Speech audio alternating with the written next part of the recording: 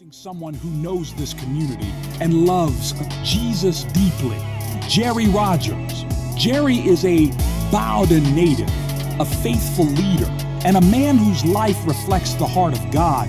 He's known for using his voice, not just in song, but in truth, to uplift and inspire. Let's give a warm welcome to Jerry Rogers. Second 1, 2. I've never had an introduction like that. Y'all really expecting something now, it looks like. Boy, it's good to be here, and I'm going to tell you, I feel at home. I feel at home. This morning when they circled up and prayed, the first thing I heard was, God, we need you. And then I got a text earlier in the week about we're praying for the meeting. That's a recipe for success. That's a recipe for success. We got to get going here, but first thing I want to know, is anybody in here over 69 years old? I'm going home. It's getting kind of, not depressing, but everywhere I go, I'm the oldest one in the room now. And I don't know. But thank y'all for having me here, and let's get going. If I could title this message, I'm going to call it a Sesame Street version of the Old Testament. Because I can understand Sesame Street. I can understand Sesame Street. And the first of the year, I've read the Bible a lot through my life, but this year I committed to day one. I jumped on Genesis J1, and I'm just going to read through the Bible. And I'm doing about at least 4 or 5 chapters a day. And going through the Old Testament, it's amazing what I have discovered just starting at day one and taking off. You are the Old Testament. You are the Old Testament. Every story in the Old Testament relates to your life some form or fashion. Every story. You're David, some days you're Goliath because of an attitude. And you're David one day because you've got something to do for God. Are you with me? So stay with me now. So the Old Testament is full of one-act plays that point to Jesus. In Exodus chapter 7, we think AI is something new. AI was started a long time ago because listen to this story. In Exodus chapter 7, Moses and Aaron had a staff. And God said, lay it down. And when he laid it down, it turned into a snake. Are y'all familiar with this story? All right, he laid it down, it turned into a snake. Well, this was kind of impressive to me because Pharaoh called his magic men, and they came in, and so they laid down their snakes. They laid down their stuff, and it turned into snakes. But the Bible says that Moses and Aaron laid theirs down again, and it ate up their snake. Now, that's a wild story, isn't it? That's a wild story. But what that is saying, that promotes God's power over anything that's artificial. Are you with me? So I noticed this in the Old Testament. When you're obedient to God, you live and prosper. But when you didn't, and when you were not obedient to God, you physically died. Now, isn't that something? You physically fell over dead when you were not obedient. Now, stay with me, and I'll show you some of these.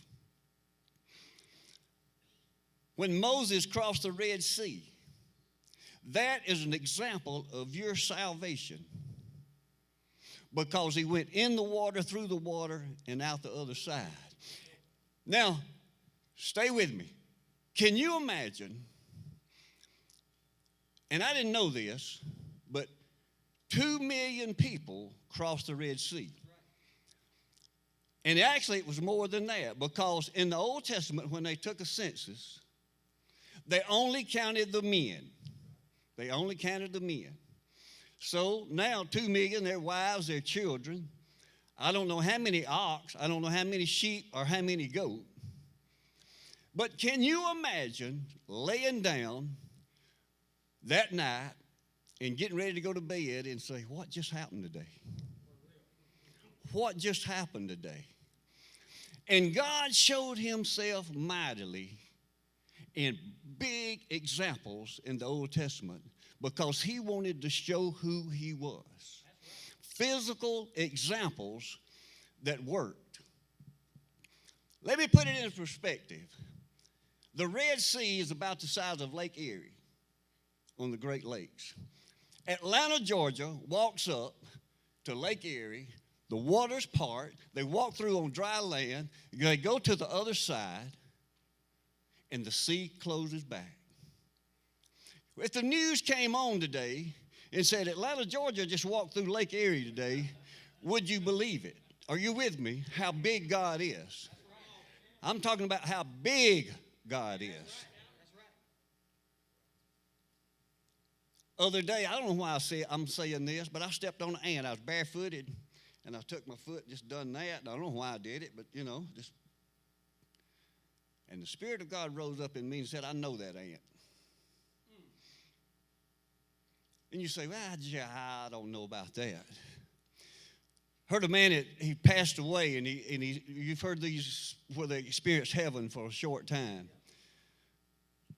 And he said, I just ask questions in the natural, just like I'm asking questions. He said, Don't they ever get tired of going around the throne praising God? And they've been doing it through eons of time. So he just asked a question. He said, don't they ever get tired of that? And the answer came back. He said, no, because every time they go around, they see another side of God they've never seen before. Are you with me? All right, how much time have I got? Y'all, woo. All right. So, all right, let's talk about the story of Noah. And let me ask you, what has God called you to do? Now, let's just talk about Noah a minute. First of all, he was 500 years old, and he started having children. And then when those 3 sons were old enough, they started working on an ark.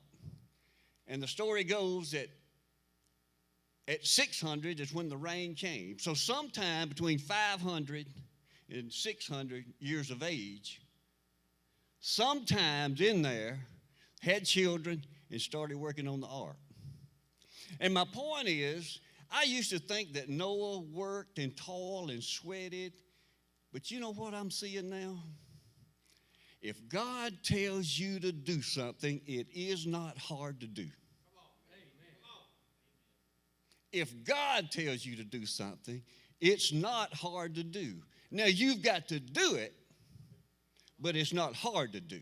My yoke is easy, my burden is light when you yoke up with him. So I believe that Noah had 50, 75 years of productive, joyful work. I really believe that. He probably worked up a sweat, I don't know. But I worked up a sweat and felt good. How about y'all?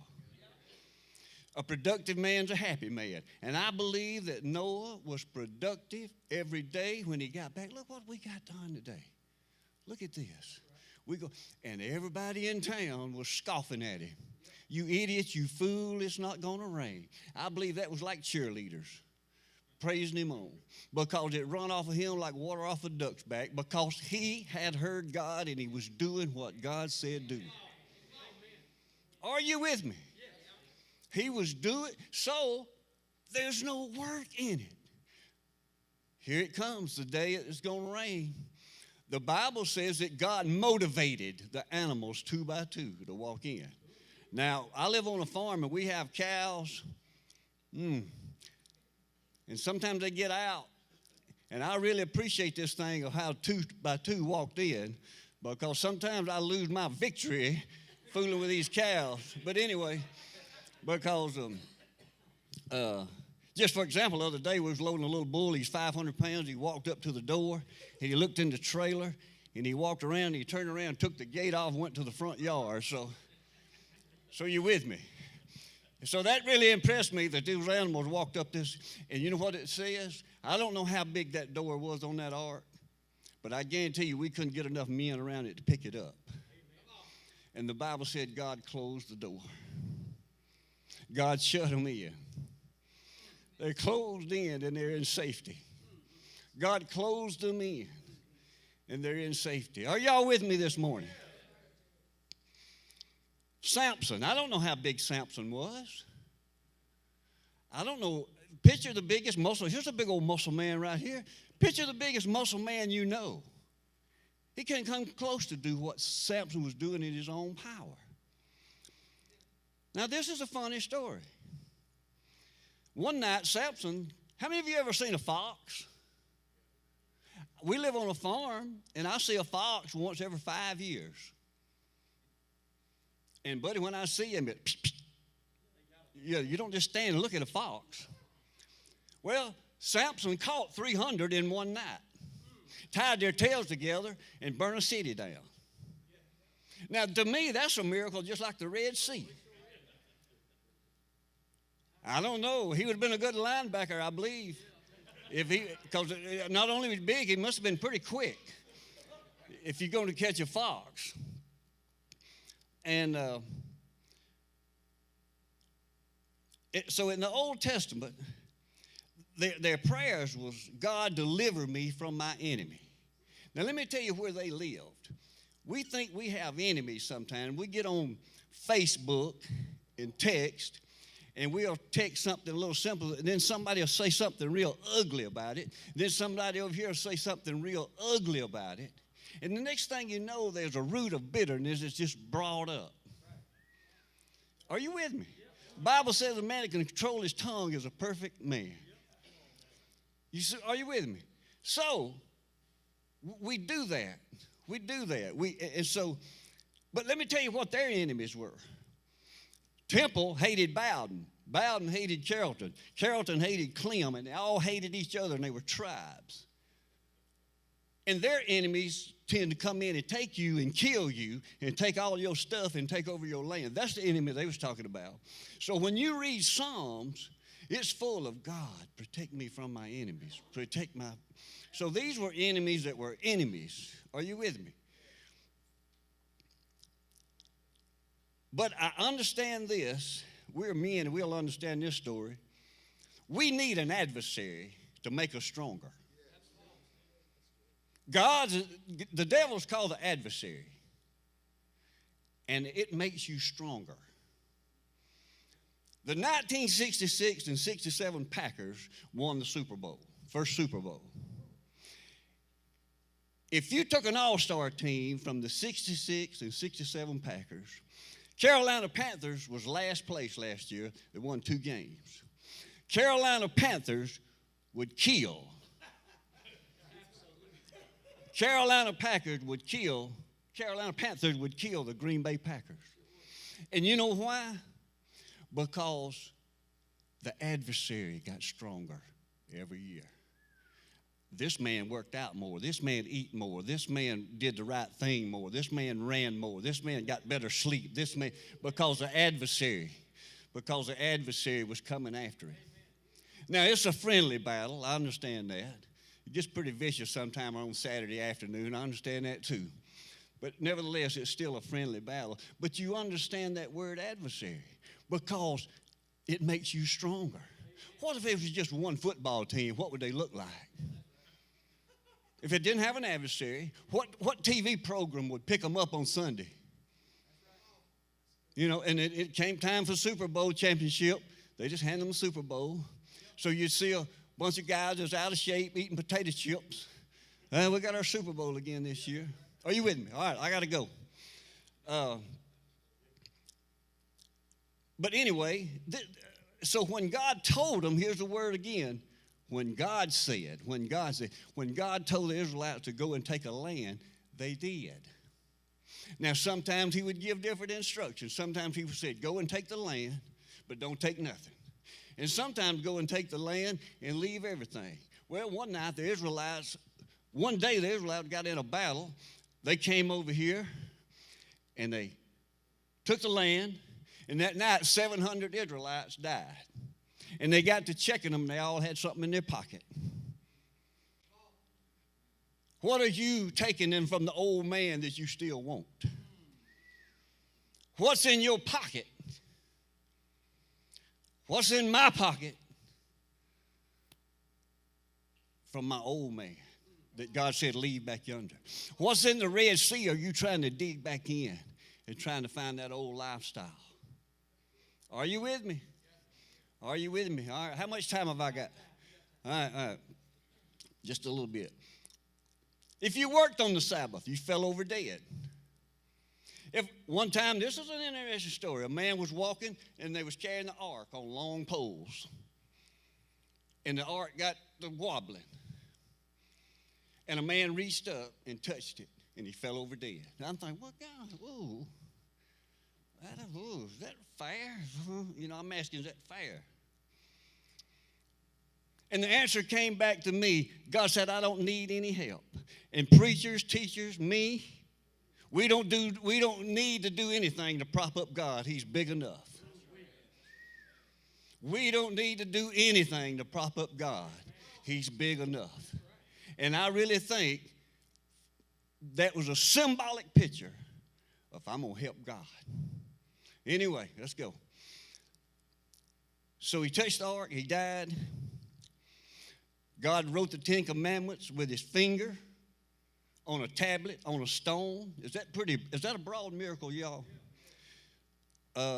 Cloud by day, fire by night. Once they came out of the Red Sea, there was a cloud stayed over their head. And when the cloud began to move, the Levites was in charge of the tents. They started picking up tent stakes. We got to go, boys. The cloud's moving. And then there was fire by night. And then he fed them every day with manna. Daily bread. He fed them every day. Put this in perspective. What if you got a car out there that's 40 years old and you've never changed, the shoes didn't wear out? What if you had a car out there that's 40 years old, the tires are the same tires you bought on it, and every day when you walked out to get in your car, there was enough gas for that day? That's what happened. That's what the shoes didn't wear out. You never changed the oil and everything went wrong. They had to do it, but it was there for provision. All right. I got to wind down. That's it. So remember this, the Old Testament is a one-act play of your, and when you read the Old Testament, this will help you. Where do I fit in this story? Where do I fit in this story? Because it's a one-act play of your life. And if I can give you a word of encouragement, pray about everything. The Bible says pray without ceasing. Now, does that mean you get on your bed and pray all day on the floor? No, I'm not saying that at all. But I'm saying you can have an attitude of prayer. You can have an attitude of thankfulness. Amen.